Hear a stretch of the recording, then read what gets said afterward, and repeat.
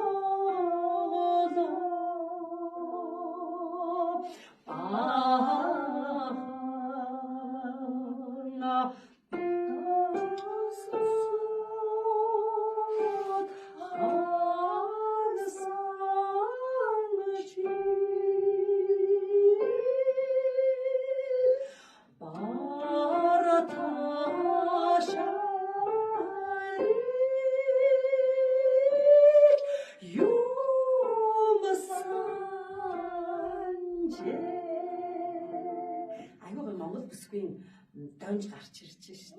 Гадаадд олон жил болсон гэх. Тэр олон гадаад ихтэй гадаад дууг сонсч ирсэн тийм юу биш л байгаа юм да. Аюу тийм гой Монгол төрх Монгол донж гарч штэ. Сайн байна. Хоёул эхний хичээл гэхэд те. Эхний хичээл ардын дуу ер нь дуулж мэддэг ардын дуу байгаа юу? Байхгүй яахгүй.